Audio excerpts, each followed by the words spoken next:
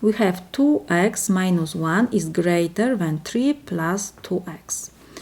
We have to solve this inequality. It means we have to find all possible values of x for which this inequality is true.